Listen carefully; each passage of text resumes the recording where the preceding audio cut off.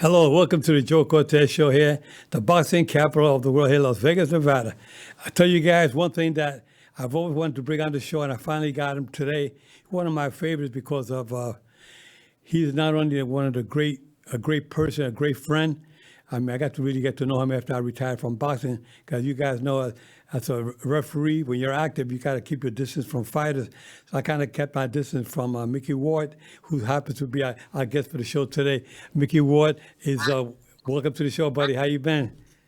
Good, Joe. How you doing? Well, it's a pleasure having you on Good. our show. You, like I said before, you're one of my favorite fighters. I mean, your style of fighting, your charisma in that ring, your ring generalship. You were a good boxer, a good puncher, and you had it all, buddy. I mean, you had the making of a great champion. Now, we want to talk a little bit about those great battles, the epic trilogy you had with Arturo Gatti. Arturo Gatti, may he rest in peace, Yeah. was one of the great ones. And you guys fought three times. I remember the first fight you had was really Yeah. a hell of a fight. I mean, they made 2 and 3 happen because of the results of the first fight. And the first Right. fight, you won that by a majority decision, I recall. But it was a Yep. fight. It was a fight that the fans will never forget, especially the ninth round. I remember Yeah. the commentators would say that is the fight of the year, the fight of the century. And I remember Teddy Okay. Allen, I believe Teddy Allen or was saying, well, that was the ninth round was the round of the century. That was a hell of a fight, a hell of a Yeah. round. You guys were really. Can you walk us through a little bit of your that fight with Arturo Gatti. Tell us a little bit about that. Now, we know we had a record of 51 fights with 38 wins, and you were like hmm amazing with the fights that you had. I mean, you were unbelievable. Walk us through some of Yeah. the epic fights, especially the first one, and the second and the third with Arturo Gatti. Can you tell us a little bit about that? Yeah. Well, the first one was, probably the best for me, obviously, because I won. But it was tough. All three of them were very tough. But the first one was more special because it was the one that I won, and it was back and forth tough. You know, they took a point away from what's his name, Arturo? Frank Cappuccino, the referee. He took a point away from him, and that kind of swayed it my way, like towards the end. But at the end, but then Frank let it go in the ninth round when I thought he should have stopped it. But then again, if he stopped it, then this trilogy probably wouldn't have happened. So Exactly. many different things happened, Joe, in that fight that made it special. Because if Joe would have stopped it, we would have fought three times. If he didn't take the point away, it would have been a draw. So who knows if we would have fought again. So the first one for me was special, but all three of them were special. Even the ones I lost, the second and third. Hey, let me ask you a question. Why did Frank Cappuccino take a point away from Arturo Gatti? Because he hit me low. A low blow. People thought he hit me in the body, but he hit me right in the. He hit me like under the. He hit me right. You can understand this, Joe. Yeah. He hit me on the cup, and one of my things was hanging out, Joe. Ooh. And when he hit me, it pinched it wicked bad, and that hurt like anything. Yeah. you know, Did- one of did- my things was hanging out of the cup, and he caught me, and oh man. so that was like one of the well, you got to hit it That with was- low. A lot of people don't realize that you got a protective cup. I know you got a cup on, but sometimes yeah, during the fight, the cup moves around a little bit, and it shifts right. of course, your private parts are not in there 100% all the time, and and that's what happened to you. And you got pinched, and bang, you got Yeah. that, and that's why Oh man. that's why we get the fighters up to 5 minute rest period. They got a 5 minute. Yeah. Some fighters make it less, but you got up to 5 minutes. If you don't recoup, then you lose by disqualification. You lose by actual Right. technical knockout because Right. they say that if you get hit with a low blow, because if everybody was to go out with a low blow, everybody would be quitting on low blows. Right. So they say you got Right. up to 5 minutes. But they don't understand. Yeah, I did. Yeah. Sometimes it's a really a legit low blow. Sometimes it's hard to recover from that. Yeah. Well, it hit me. So what I figured, Joe, Frank was going to give me 5 minutes, whatever it was. I didn't want it because if I get the 5 minutes, and then Toro's getting 5 minutes too, so I don't want him to catch his breath. So I said, hell with it, just keep going. Yeah, yeah. So you kept going. You kept going. That's why you have the heart of a lion. I mean, that's what made you so special. You never look for a soft spot in the ring. You always look. You're a No. warrior. You're always a warrior. Yeah, yeah. Yeah, it's the sport. You can't complain. It happens. It happens. It's you just got to keep fighting through it. Yeah, yeah. Now, every time that you fought, I mean, not only with Gotti, but you were other fights before that, and you retired back. I believe it was in 94. I think you retired for about 3 years, then you came back again, and Yeah. that's when you had to fight with Gotti. Was it with the Gotti after you retired? Or it was after you retired that you came back and fought Gotti, right? Yeah. Well, what happened when I retired in the '90s? I had an injury at work. I did construction like paving and stuff when I was not fighting and stuff, and so I had an injury, a bad injury through that. So I was gonna retire, but luckily I didn't. Um, because things went. But I had a bad injury like doing paving and stuff, and I took time off and got myself better and stronger, and then I came back. So I wanted to leave. I didn't want to leave like that. If I was gonna leave, I want to give everything I had, and I didn't feel I gave everything I had like in my first part of my career. Right, right. Now you were 38 years of age when you first called it quits, right? No, when I first did, I think I was 30. I think I was 31 when I first Right, my right. first time. Is that Yeah. you retired at 38? Yes. Yeah, yeah. So tell me a little bit about I mean, when you had that first fight, I mean, those fights were, I believe they were HBO fights, and you had those fights, and the people wanted so much more. They said, wait a minute, that was not even a title fight. That was just a 10-round fight. But Right. I mean, when you got the second fight. I believe from what I read, you guys got paid more money than anybody ever did for a 10-round fight because Right. the demand for that fight, it was such a great demand. One of them was in Connecticut, the first one, and the second and the third Yes. one were in Atlantic City, right? Right at Boardwalk Hall. Yeah. Yeah, yeah. Yeah. The people that I get from the first one. See, the funny thing about it is after the first one, they said you want that I could have fought maybe. I think I could have fought for a title or whatever it was at the time, but I said no. I want to give Toro a rematch because he gave me the first fight. He gave me like he agreed that he wanted to fight me, so I goes I'm gonna give it to him.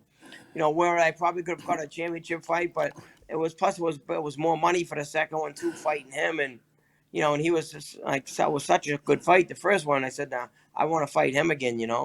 So we gave it to a Toro, and then we fought our second one, and then Toro, and then a Toro could have fought anybody he wanted for the third one, but he said no. Mickey gave me the second one, so I'm gonna give him the third one. Right. That was Yeah, amazing. so we That fought was three. amazing. They were amazing fights, and I believe HBO paid you guys 10 times the amount that they would normally pay a fighter for a 10-round fight. Am I correct? Yeah, the second one we got $1 million apiece. I mean, please, right? And the third one just about the same, but not as much, not quite $1 million, but But but it, it was better than anything I'd get any other fight or whatever. yeah, well, it was kind of you fans out there watching, and you guys got to go. You can go on the YouTube channel and you can see those epic battles. I mean, they were the first, the second, they were all great fights. I mean, both of you guys knocked each other down. It was just Yeah, it was a kind of a fight, and just when you thought that you were not going to get up, you made it up. Same thing with him. I mean, you guys just yeah, refused to quit. You guys kept that's what made it. And then not only did you get knocked down, you got up and you continue like it. You thought it was all over, and you come back again. You got the second. You got the second win. You got the third win, and you kept on coming on. This is kind of the most exciting fights I've ever seen. The trilogies of what I being title fight, it was just 10-round fights. What do you think about right. fighting today compared to the days when you were fighting? What do you see out there today? Well, the thing about it is it's kind of funny because the fighters are still probably tough, and I know they're tough and all that, but it's there's so much money involved now, Joe, that I think there's so much money involved that I think the best don't have to fight the best, or they don't fight the best, or the best matches don't fight each other. Right. I don't know for what reason, but I guess our stars just aligned and we fought. That's how we were. But I'm not saying the fighters are more or less now today, but it just seems like the more fighters, there's so much money that you get if you're getting money to fight one of the tough guys, and you're getting the same amount to fight someone that isn't as tough, then you're gonna go with the guy that's less tough. But Yeah, we well, didn't have that opportunity back then. yeah, well, I guess they figure, the promoters figure, you know what, we could fight this guy who's Yes. not dangerous. It'll be a good fight, but it will not be a dangerous for us losing, but it'll be a good Right. fight, And then they'll keep doing that for a couple of 3, 4, 5 fights. That they can make a couple of 3, 4, 5, 6, maybe $10 million, even more, Right. just doing those fights without being a threat of losing. Yes. In danger of losing the title when you're going to go up, let's say, like Gervonta Davis and Ryan Garcia. Yep. They've been talking about that fight for the last couple of years, and finally it's going to happen now, April Yeah. 22nd here in Las Vegas. That's going to be a big money fight for both fighters, Yes. and on pay-per-view. And I'm sure that whichever way it ends, there's going to be a rematch, because no matter who wins, they're going to say, no, I'm going to give you a rematch. And it's going to be the Right. same time like those big fights, the Holyfield, Reddick Bowe fights, and Micky Yep. Ward, Arturo Gatti fights, Muhammad Ali, Joe Frazier fight. Those kind of, and it's like at that same level because it demands a kind of for the fans, Right. demand that kind of, they want to see that kind of a fight. It's a kind of a fight that Right. fans say, wow, I can see that again, over and over again. Just like Right, and I get addicted to watching your fights with Arturo Gatti. I can watch it 100 times, and every time it looks different every time I watch them. Right, Joe. I think what is going to happen. I think with the Gervonta Davis and Tank Davis and Ryan. I think if the first fight is a really good fight and a close fight either way, then I guarantee they'll have a second and maybe even a third. Yeah. But if it's a blowout either way, who knows if there'll be a second one? Well, But, it's going to be hard to be a blowout because they both have a lot of talent. And, and being that they both have talent, they're both going to be, they're not going to look for an easy spot to lay down. No. It's going to be, it got to be a battle or one punch knockout. It got to be something very, very devastating. I remember when I referee Juan Manuel Marquez against Manny Pacquiao. Marquez went down 3 times in the first round. I could have stopped it. I could have stopped that fight. I'm sure you probably thought, they said he went out the third time, Joe's going to stop it. And you know what? Joe didn't stop it. I let it continue. Right. If I would have stopped it, like the promoter, Bararam said, when they were fighting for the 4th time, Bararam said, if the referee Joe Cortez would have stopped the first fight 2, 3, and 4 would have never occurred. never happened. Yeah, and the millions of dollars that those guys make with those 4 fights. Yes. And that's what's gonna happen with Gervonta Davis and Ryan Garcia. They're gonna have kind of, but don't forget, you also got Devin Haney there. Devin Haney is another one waiting on the sideline. That's a fight that the fans are gonna say, well, whoever wins the fight between Gervonta Davis and Ryan Garcia, let's put him against Devin Haney. But Right. and you got what was the name? The other fighter, Lomachenko, who's he's fighting. I believe he's fighting Devin Haney in May, if I'm not mistaken. I think that fight they're talking about that start being signed up. That's going to be another good fight too. So, but don't be surprised. All those fighters up there. It remind me of the days when you had Hagler, Leonard, Duran. Yeah, exactly. And the middleweights back then. Yeah. Hagler, Leonard, Duran. Hagler. Yeah. I mean, all those guys, those 4 guys kept fighting each other, and that's the way it's going to happen with Gervonta Davis, Lomachenko, Devin Haney, Ryan Garcia. It'll be like those kind of guys. It's the same type of era. A different era, but similar type of fights. Right. Because they all have great talent. They all can. I remember when Tommy Hearns knocked out Roberto Duran. Okay. Yeah. And then I remember. What's the name? Duran fought Iran Barkley. Barkley had knocked out Tommy Hearns. Hearns. Yeah. And now the Blade. And now Barkley's fighting Roberto Duran. So nobody gave Roberto Duran a chance. And I was a referee for that fight. And Roberto Duran was about 35 years of age. And Barkley was only 28. And they said, there's no way in the world that Duran can beat Barkley after Barkley just knocked out Tommy Hearns. and Tommy Hearn Yeah. knocked out Roberto Duran. So they didn't give Roberto Duran a chance, but he came back like a lion in that fight. He fought, Yeah. and it was for the middleweight championship of the world, and he ended up Yeah. beating He Box. just had that style. Yeah, and not only did he beat him, but he also put him down in the 11th Yeah. round. He had Barkley down. But Yeah, it was amazing. I was watching some fights. I was watching Hagler and Roberto Duran the other night on a 15-round fight, and they were going up for 15 rounds. Now back in the days Yeah. when you were fighting, they already eliminated the 15 round. They went to 12 rounds only for championship fights. Right. Well, what happened was they had 15 rounds when I first turned pro back in '85. Yeah. But then as like they switched it like I think a few years later, I think, or a Right. year later. I forget. Yeah. But they switched it very soon after that, and so I never got to fight 15. But I think 15 I probably would have been good. 'Cause I always come on strong at the end. 'Cause I was in good shape. I always come on strong, tough at the end. But who knows? Maybe I would have come on the weaker. I don't know. But I think I would have been stronger in 15 rounds. I wonder if some of those fighters back then that were fighting 15 rounds, if the fights would have ended up in 12 rounds, who would have won the fight? Maybe the other fighter A would be fighter B instead of the other way around. Right. Because those when you go to 13, 14, and 15 round, I mean, fighters do that today. They can't wait for the 12th round to end now. Say it's all over, but go 3 more rounds Right. on top of that was really they call it the championship rounds. I mean those rounds. Right. Those are really rounds that. But I mean. In a different era, whatnot, but it's also conditioning. And you always came in with 100%, 150% condition. You had the great condition fighters that a lot of fighters go in there, they train, they don't train as good as they should. So some fighters make it to the top, become world champion, and then they say it goes to their head, and they kind of like, don't train as hard because now they're champion. They overeat. Right. They have trouble making. Roberto Duran was one of those fighters who had trouble making weight. I mean, he would put on 30, 40 pounds in between fights. And, to lose that weight, I mean, it was not easy, What do you say about fighters? exactly. What do you say about fighters losing so much weight in such a short period of time? What effect can they have on them physically?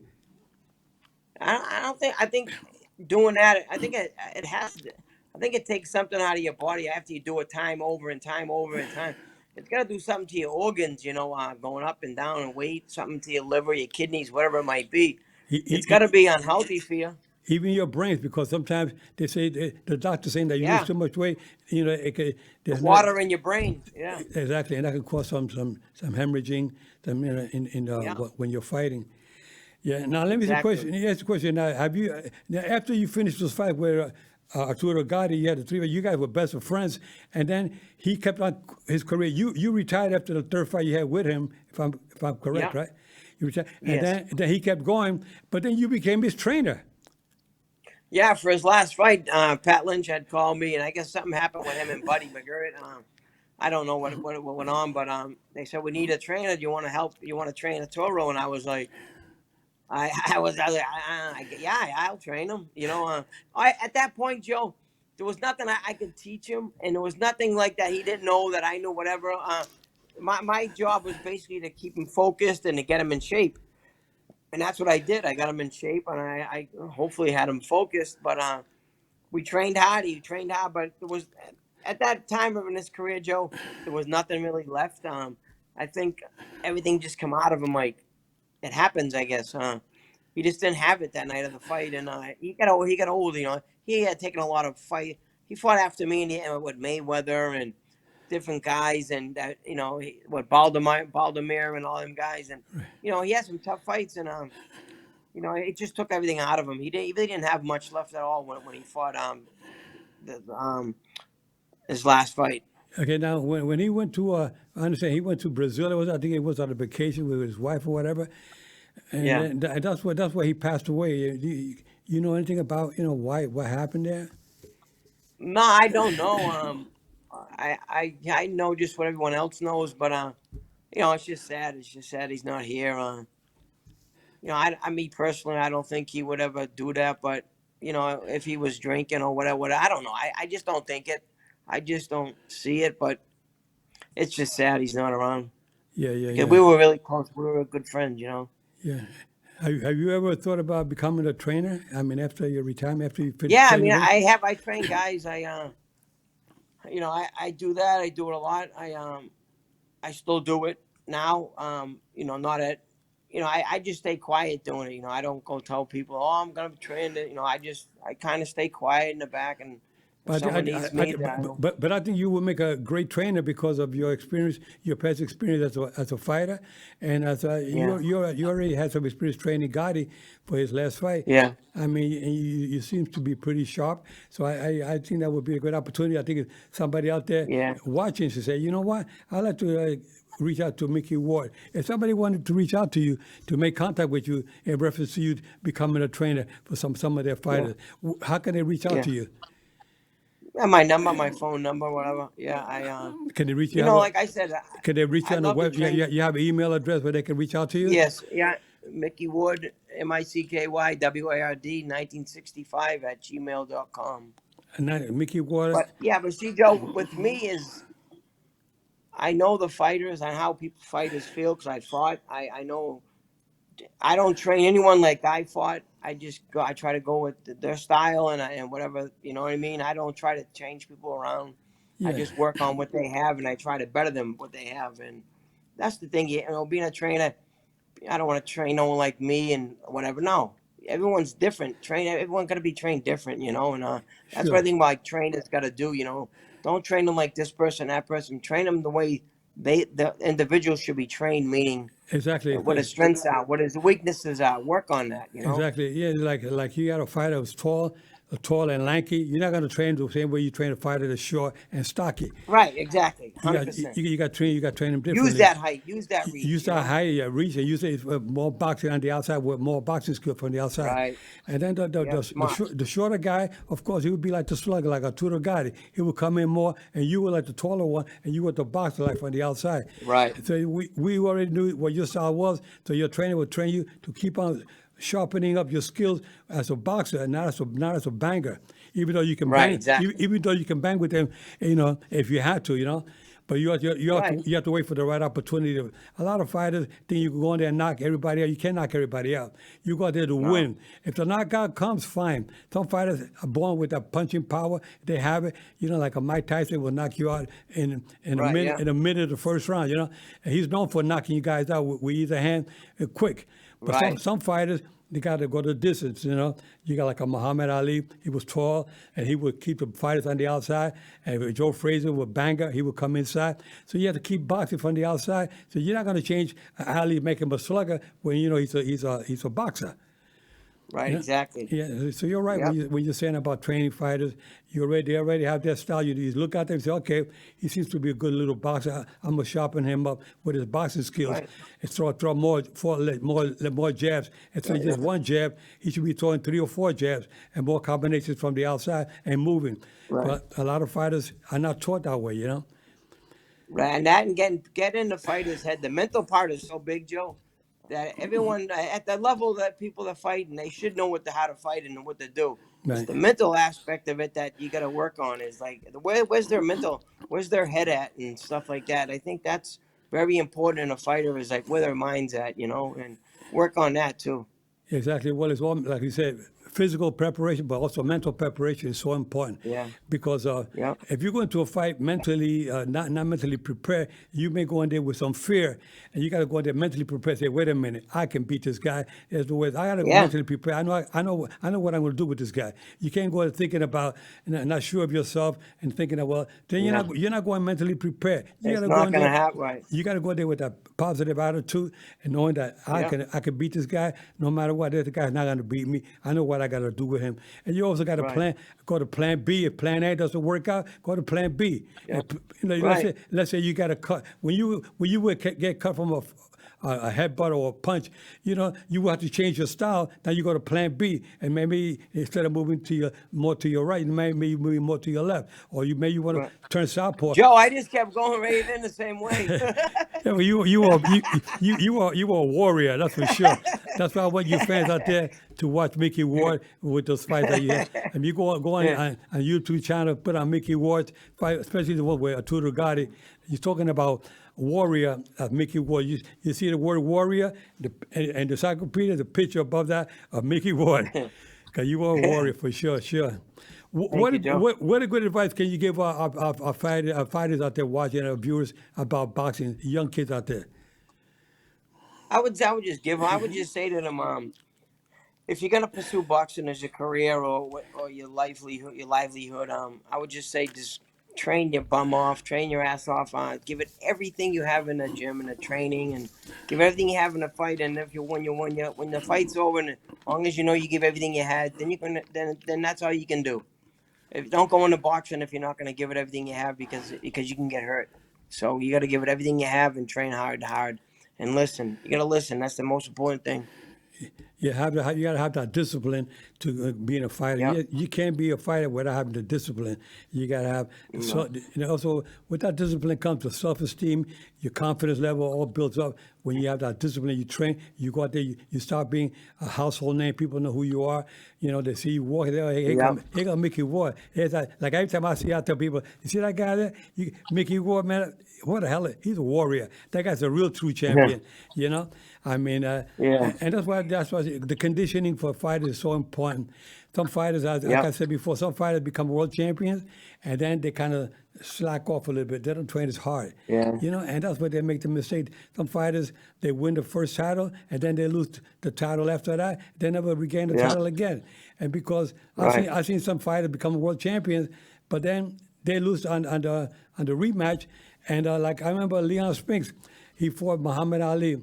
Leon Spinks had only 7 pro fights under his belt. He was Olympic champion, but gold medalist. But he came in and fought Ali with 7 pro fights under his belt. He beat Muhammad Ali. 6 months later, they had the rematch. 6 months later, he lost the title to Muhammad Ali, and he never regained a championship fight again. And that's what happened. That's what happens. Sometimes you win the first one, and then the second you don't train as hard. And I remember so many fighters you've seen that they remember when Riddick Bowe lost to Evander Holyfield the second fight. Yes. You see how Riddick Bowe came in like 15, 20 pounds heavier than he did in the previous fight when he beat Evander Holyfield. The second fight, and I refereed the first one, I refereed the third one. Mills Lane, may he rest in peace, was the referee who refereed the second fight. That's when the fan man came into the ring at Caesar's. Remember at Caesar's Palace Outdoors, fan man came. So Evander Holyfield got to beat Riddick Bowe in the rematch. Riddick Bowe was not in condition like he was the first fight, but he came back much better the third time around and won the championship, regained the title again on his third fight. The only fight he ever lost in his career was the second one against Evander Holyfield. But talking about fighters staying in shape, you were always 100%. In 100% shape, mentally and physically. There was nobody going to get in your way. I don't care who it was. Whatever banker it was. But I remember you had a devastating left hook to the liver. You were a good body puncher. Did Julio Cesar Chavez learn that from you, or did you learn it from him? I think that left hook you had to the body was devastating. You put a Gotti down with a shot to the body like that. Yeah, he got up too, but Chavez was a master at that. He could go either side. He'd set it up. There was nobody like him, but Chavez. He had that shot. Wow, I mean, and it does it. It takes everything out of you, and it stays with you the whole fight when you get hit with a good body shot. It's not like you get hit and it goes away. No, it stays with you if you get hit right. They say you kill the body, the head dies. Yeah, exactly. Yes. I remember refereeing Chavez about 6 times. He was devastating with those body punches. He was unbelievable. Yes. Yeah, 100%. So what else you want to tell our viewers out there before we wrap it up, Mickey? I mean, I could talk to you for hours about. No, right. What else you want to tell our viewers out there, the young folks out there? You already gave us a couple of points. Our viewers, what can you tell them about boxing today, and what they should be watching, and who should they be watching? I think boxing today it's coming good. It's coming back. It's boxing is the oldest sport there is. It's never going to go anywhere. We just got to have the best fighting the best. And I think we're starting to have the best fight the best with Gervonta Davis fighting, Gervonta Tank Davis fighting Ryan Garcia coming up. You got Errol Spence coming up. I forget who he's fighting, but you got guys like that with like Keith Thurman guys. All these fighters that are fighting each other. I think that's what it's about, is the best fighting the best, and all these guys are willing to do that. Starting off with Tank and Ryan Garcia. Yeah. Well, Mickey, I'll tell you, it's really always an honor to have you on the show like this. We got to do it again in the near future. I know people are going to want you back again to talk more about boxing, because there's nobody like Micky Ward. You're sharp. You're a good-looking guy. You still maintain yourself in good shape. It's always nice to see Yeah. you. And we'll hope to catch you again in the very near future, brother. You take care. God bless Thank you, Joe. Keep your guards up at all times. And remember, guys, I'm fair, but I'm firm. And Micky Ward is a warrior. Take care. God bless. Thank you, Joe. Take care, buddy. Thank you, buddy. Bye-bye. Bye-bye.